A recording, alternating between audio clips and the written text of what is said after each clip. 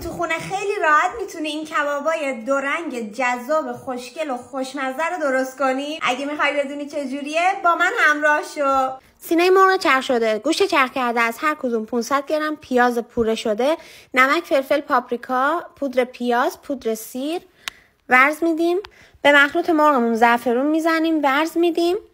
روی سطح کار رو سلفون میکشیم و یک گلوله از گوشتمون رو جدا میکنیم و به صورت یک کباب باریک به این حالت که میبینین فرمش میدیم و بعد دوباره از مرغمون رو و به همین صورت که میبینید. دوستای عزیزم اگه هنوز منو فالو ندارین همین الان فالو کنین که من کلی ایده های جذاب آشپزی دارم.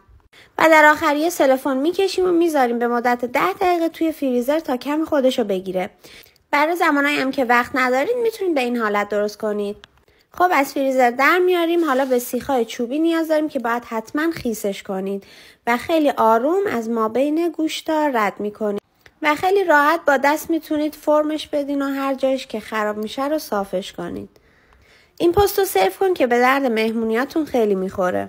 حالا با یه دونه کاتر خیس شده خیلی راحت برش میزنیم. این کبابا هم میتونید توی فر درست کنید، هم میتونید سرخ کنید، هم میتونید روی زغال درستش کنید. خیلی قشنگ همه جاشو سرخ میکنیم و کنارش هم چند تا گوجه هم سرخ میکنیم و با یه برنج کته زعفرونی خوشمزه نوشجان میکنیم.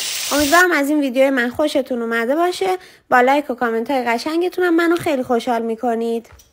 کره زعفرونی ببینید آشپزتون چی کار کرده امروز. راستی بچه اگر تا اینجای ویدیو رو دیدین خوشحال میشم یه قلب قرمز تو کامنت ها برای من بذارید. مرسی.